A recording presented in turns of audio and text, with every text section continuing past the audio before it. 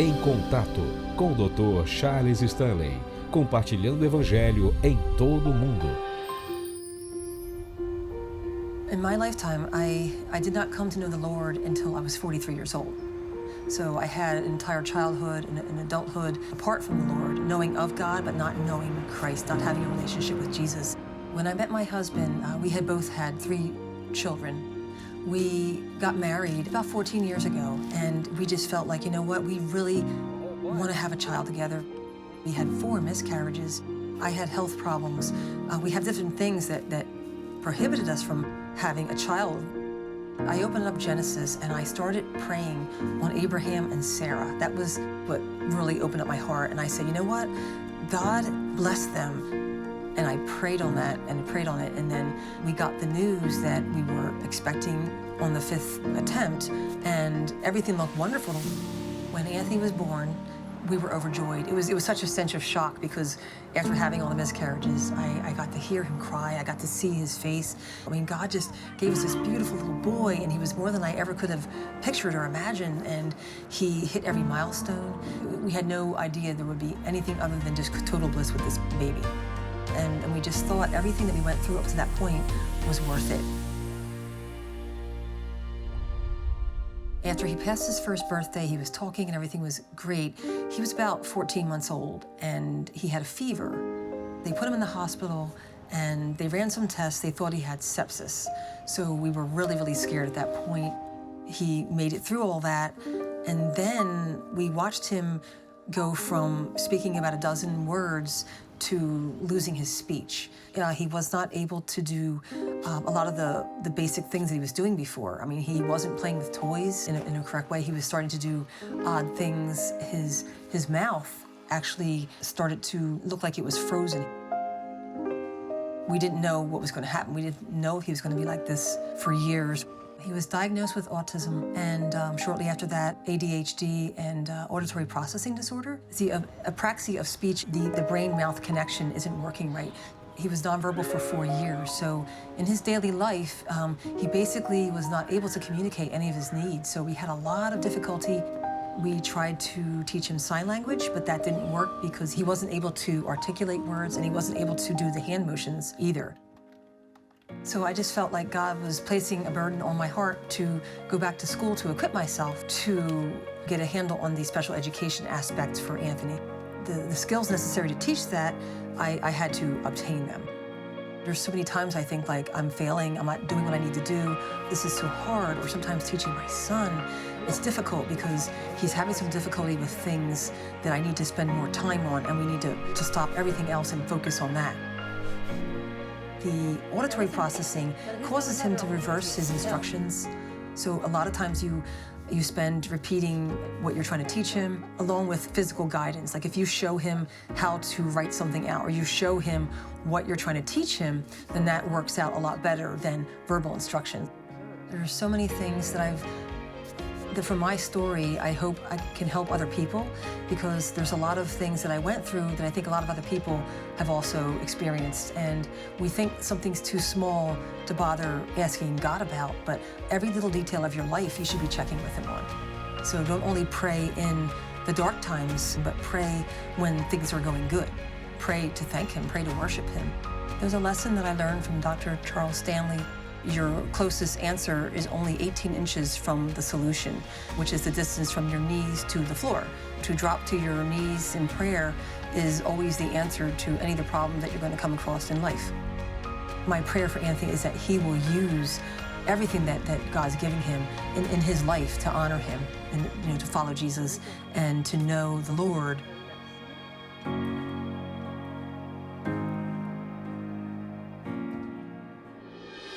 A seguirem em contato, a oração influencia Deus? Como um seguidor de Jesus Cristo, qual o seu benefício mais poderoso?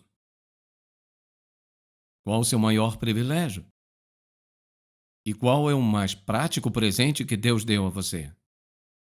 Bem, a resposta para todas essas perguntas é a oração. E algumas vezes não damos o devido valor. Nós meio que pensamos, bem, você sabe que eu sempre posso fazer isso, quando eu precisar. E se você perguntar a qualquer um, você acredita em oração? Eles vão dizer sim. E se você perguntar, você ora? Mais que provável, eles vão dizer sim. E se você perguntar a eles a quem você ora, eles vão dizer a Deus. Então você pergunta a eles: bem, me fale sobre o seu Deus, e vai receber todo tipo de respostas antibíblicas, nebulosas, confusas sobre quem é Deus. E uma das circunstâncias que cercam isso são as perguntas e as dúvidas que muitas vezes surgem na vida das pessoas. Elas dizem: sim, eu acredito em Deus, sim, eu oro, mas o que acontece é, em vez de ter uma vida de oração e de fé, eles têm uma vida de oração de espero que sim. Oram e esperam que sim. Eles fazem seus pedidos e esperam que sim. E eles falam com Deus sobre suas necessidades, desejos e esperam que sim. Deus nunca quis que nossa oração fosse uma oração do tipo espero que sim. Ele pretendia que fosse uma vida de confiança e segurança e absoluta firmeza, que possamos ir a Ele, fazer nosso pedido, crer em nosso coração que nosso Pai Celestial é um Deus de amor, de poder, de graça e bondade, e que Ele está lá para ouvir e responder às orações de seus filhos. É o que Ele está fazendo. Esse é o tipo de Deus que Ele é. Como chegamos a Ele? Por seu Filho, Jesus Cristo. É o privilégio mais incrível que eu e você temos, para poder falar com Ele, ouvi-lo e saber que por amor está falando ao nosso coração. Então, o que eu gostaria de fazer nessa mensagem é lidar com toda essa questão a seguir. A oração influencia a Deus? Influencia ou não? E assim, nesse processo, eu quero responder a 4 pequenas perguntas complicadas que muitas vezes estão meio que guardadas em nossas mentes. E quando oramos, de vez em quando elas surgem. E quando acontece, diminui a nossa fé no momento, quando o nosso Pai Celestial deseja que nos cheguemos a Ele com confiança, segurança e ousadia. Bem, eu quero esclarecer isso. Então eu quero que você abra numa passagem muito familiar no Sermão da Montanha, capítulo 7 de Mateus, e começando no versículo 7. Algumas das coisas mais simples que Jesus já disse sobre oração, e muitas vezes as pessoas têm a ideia, bem, tudo que eu tenho que fazer é pedir e vou conseguir. Mas o que tem que se lembrar é isso, que a pureza do nosso coração, ouça, a pureza do nosso coração afeta a resposta de Deus aos nossos pedidos. Ouça o que ele diz. Verso 7 de Mateus 7. Pedi e dar-se-vos-á. Buscai e encontrareis. Batei e abrir-se-vos-á. Porque aquele que pede, recebe, e o que busca, encontra, e ao que bate, abrir-se-lhe-á. Então ele pergunta: e qual dentre vós é o homem que, quando seu filho pede por pão, lhe dará uma pedra? Ou, se pedir um peixe, lhe dará uma serpente? Dará? Se vós, pois, sendo maus, sabeis dar boas coisas a vossos filhos, quanto mais vosso Pai que está nos céus dará o que é bom aos que lhe pedirem. Esse é o tipo de Deus que Ele é. Ele é um Deus bom que deseja dar aos seus filhos coisas boas. Agora sobre 4 perguntas que quero responder. 4 perguntas assombrosas que meio que ficam em nossa mente e que às vezes causam um problema. Então, muitas vezes as pessoas respondem. E elas vão dizer bem, se essas coisas são verdade, então por quê? Então vamos dar uma olhada em cerca de 4 delas. E eu quero que você ouça com atenção para ter certeza de que ouve o que eu digo e o que eu não digo. Eis a primeira. Alguém diz: bem, se Deus já conhece tudo o que eu preciso, se diz Ele é onisciente, sabe tudo o que preciso, se Ele sabe tudo o que preciso, então por que preciso falar algo com Deus quando na verdade Ele já sabe? Vamos combinar uma coisa. Número 1, você não está informando a Ele, você não está vindo com a informação. Então, no entanto, devemos orar a Ele, mesmo sabendo o que Ele diz. Seu Pai sabe o que você precisa antes de pedir a Ele. Então, por que pedir? Porque o que você está fazendo é honrar a Deus. Está honrando a Ele como a fonte de suas necessidades. Você o está honrando como a fonte de todos seus desejos e necessidades. E o que está fazendo está honrando a Ele, pedindo a Ele. Ele quer que peçamos a Ele. Do contrário, o que fazemos, nós não damos valor. Quando as coisas vão indo bem, me pergunto o quanto você para verdadeiramente agradecer a Deus. Quando nos preocupamos com nossa saúde, agradecemos a Ele por isso. Quando começamos a ser grato por onde vivemos, quando algo acontece, a quem nos dirigimos quando algo acontece? Quem são nossos amigos, de repente eles se foram? Entende? Deus quer que peçamos. Ele quer que peçamos porque o que diz é que nós entendemos quem você é. Nós sabemos que és o recurso. Por isso estamos vindo a ti. Ele diz: você não tem, por que não pede? Ouça, só porque Deus sabe o que você precisa, não significa que porque ele sabe disso, ele vai atender. Você não pede a ele? Por que não? Porque ou você não dá valor a ele, ou é orgulhoso demais para perguntar. Você diz: bem, não acredito em Deus, não quero incomodar a Deus. Deixe-me perguntar, como pode incomodar a onisciência? Você não pode incomodar a Deus. Você diz: bem, eu não acho que Deus esteja interessado nessas pequenas coisas da vida, como o que, por exemplo? Ouça, se por acaso é algo para o qual você acha que gostaria de ter uma resposta, Deus está interessado. Precisa de sabedoria e direção, Deus está interessado. Alguma necessidade, seja financeira, física, material, relacional, seja o que for, Deus se interessa. Ele se importa com o que está acontecendo em sua vida. Então, só porque ele sabe, não é um sinal para não orar. A segunda pergunta, que eu sei que sempre surge é essa. Se Deus já predeterminou o que ele fará em uma determinada situação, por que eu devo orar? Parece uma total perda de tempo se ele já determinou o que vai fazer, por que eu deveria orar? Há uma razão muito boa. Duas boas razões por que devemos orar. Quando Deus já predeterminou exatamente o que ele fará em uma situação. Número um, pense nisso. Quando você e eu oramos sobre algo que naturalmente Deus sabe o que ele vai fazer, por que devo orar? Eis a razão. Porque quando você e eu começamos a orar, o que quer que Deus esteja fazendo, o que ele fizer será gentilmente, pacientemente, quietamente, às vezes rapidamente, às vezes por um período, ele começará a trabalhar em nossa vontade e nosso desejo. E o que acontece é que ele nos coloca em harmonia com sua vontade para que, quando ele fizer o que pedimos a ele para fazer, ou quando fizer o que ele escolheu fazer, estaremos em harmonia com a vontade dele, numa paz onde não há harmonia. Você não pode ter paz com Deus quando está fora de harmonia com ele. Então, digamos, por exemplo, que seu amigo adoeceu. Muito, muito doente. E Deus sabe o que ele vai fazer? Sim, ele sabe. Bem, se Deus já sabe o que ele vai fazer, então por que eu deveria falar com Deus sobre isso quando ele já decidiu? Você não sabe o que ele vai fazer. Em segundo lugar, vamos supor, por exemplo, que Deus diga que Deus sabe que vai tirar essa pessoa de cena. Vai chamá-lo para casa ou chamá-la para casa. Bem, se Deus já sabe, por que devo orar? Porque quando Deus começa a trabalhar em nossa vida e nos coloca em harmonia com a vontade dele, o que ele está fazendo é nos preparar, ouça, nos preparar com a consciência da sua presença para quando passarmos por aquele vale tenebroso, tenhamos paz. Esse é um caminho. Uma segunda razão é essa. E é que, às vezes, quando Deus já sabe o que ele vai fazer, e ele quer que oremos porque você pode ser o próprio instrumento que Deus vai usar para fazer acontecer. Digamos, por exemplo, que seu amigo está doente. Deus te tocou profundamente e você começa a clamar por aquela cura. No começo você não sabe se é a vontade de Deus ou não, mas quanto mais você ora, mais forte você se torna em seus sentimentos. E quanto mais simplesmente você crê dentro de seu coração, Deus vai querer curá-lo. O que eu quero que você veja é isso. Deus usa você como, ouça, usa você como um instrumento. Ele poderia fazer isso sem você, sim, poderia. Mas ele nos usa como um instrumento, então o que acontece? Deus se torna glorificado no processo, nossa fé é fortalecida, então o que fazemos? Somos motivados então a orar mais forte, mais fielmente, com mais frequência, sobre outras situações e circunstâncias, então só porque ele determinou o que ele vai fazer não significa que você e eu não devemos orar.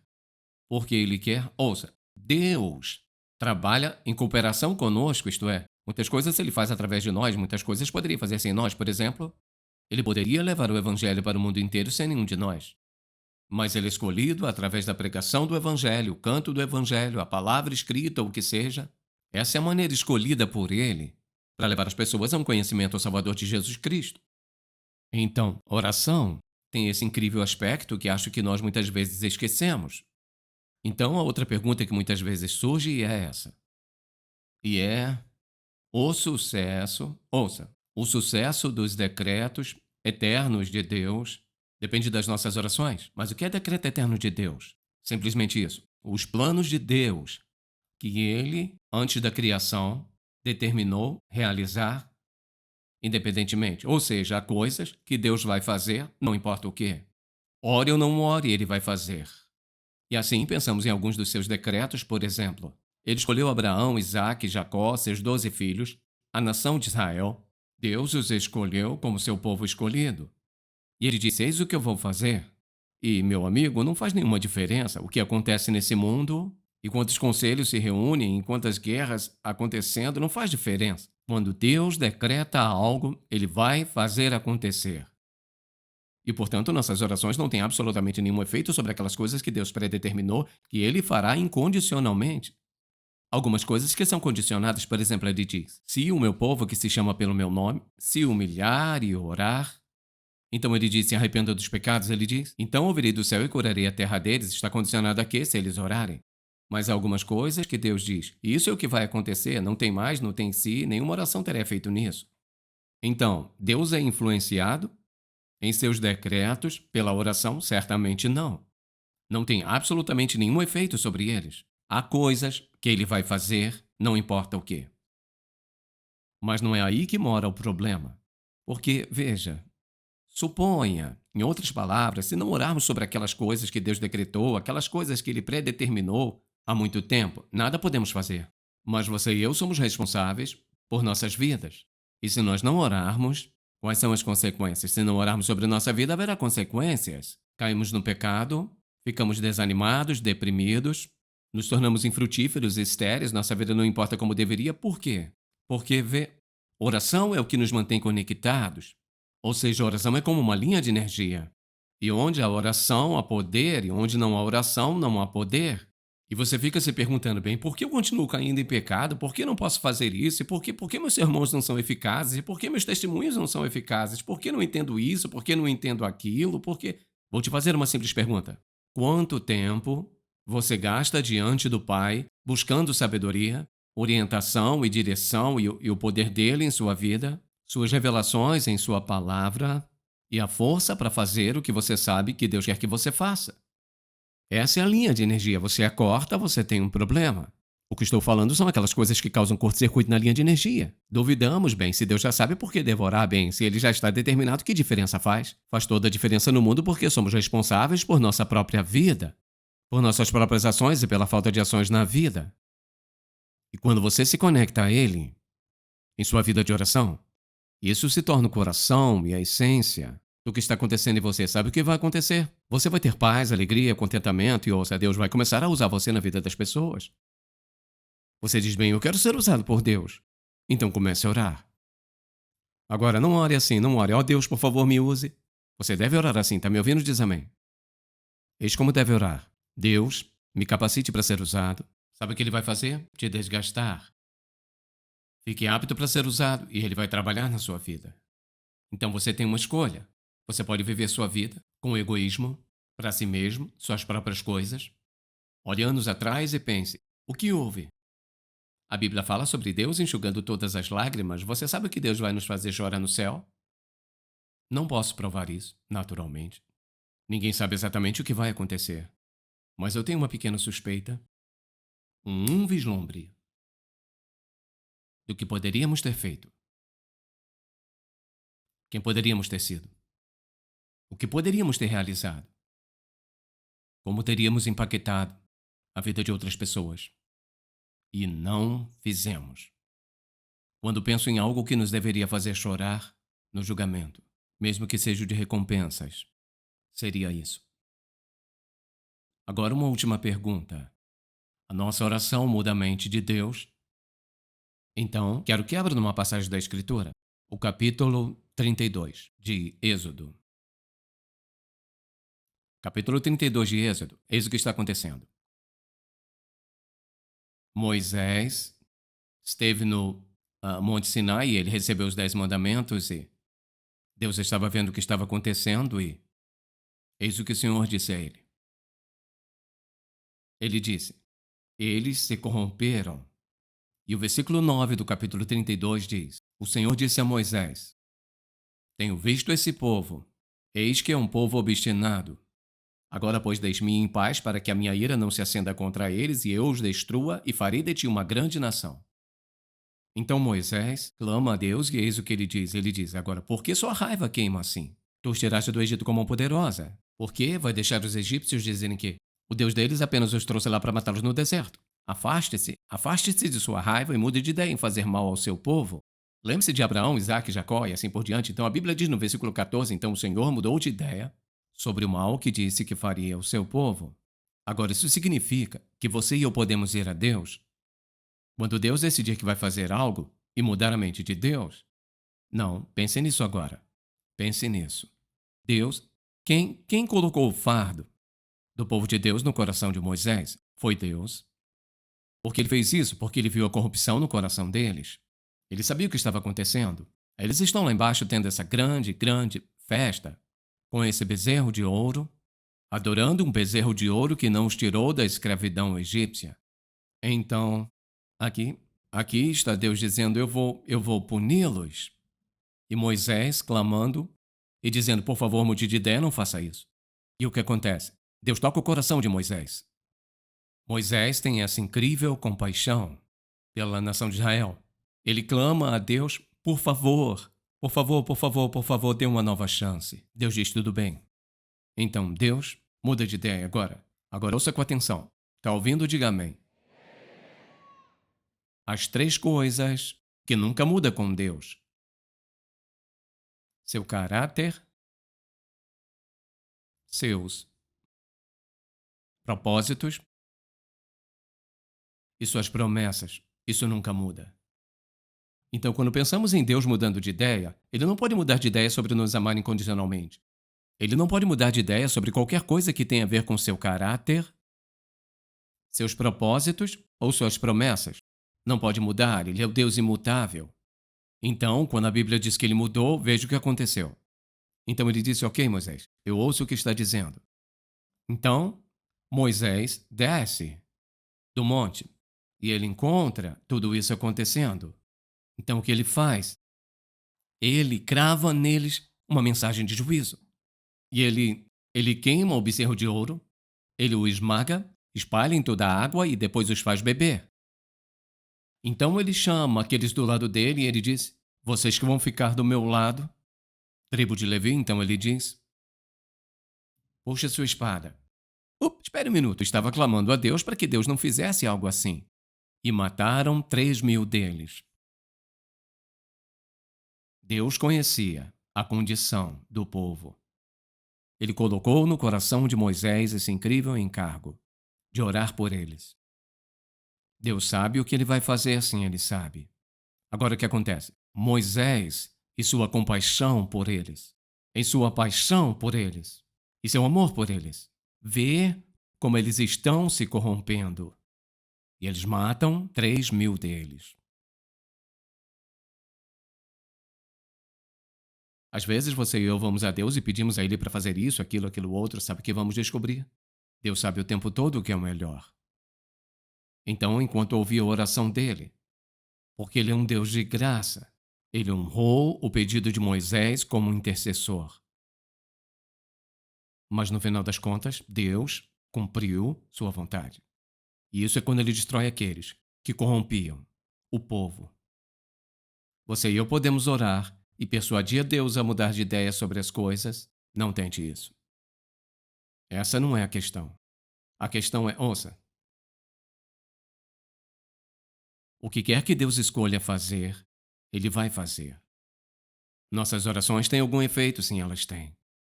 Uma melhor maneira de expressar isso não é tanto mudarmos a mente de Deus, mas Deus responder a nós de acordo com a situação em sua maravilhosa sabedoria. Então não estamos convencendo a Deus, nós não convencemos a Deus a responder nossa oração, é o que Ele quer. Nos colocamos em uma posição diante dele pela qual ele é capaz de nos conceder livremente os pedidos do nosso coração. Então, nós não oramos e pedimos para ele mudar algo que ele decretou que acontecerá. Pedimos a ele que lide com aquelas coisas em nossas vidas pessoais, que ele escolheu lidar, que são todos os aspectos de nossa vida. Quando formos a ele com o coração puro e buscarmos sua vontade, ele mostrará a nós. Às vezes é rápido, Às vezes não saberemos até que Ele haja. Ele nos mostrará a sua vontade. Ele vai cumprir o propósito dele. Ele vai nos colocar em harmonia com sua vontade e propósito quando não for o que desejamos a princípio. Ele satisfará os desejos do nosso coração, porque é quem Ele é. Nosso Pai, nosso amoroso Pai Celestial que é bom, que é poderoso, que nos ama incondicionalmente e que é bondoso conosco. Faz diferença se você ora ou não? Faz. Faz diferença se você ora ou não. Faz diferença se você ora ou não pela sua própria vida? Faz. E sobre as pessoas, seus amigos? Faz. E quem você nem conhece? Faz.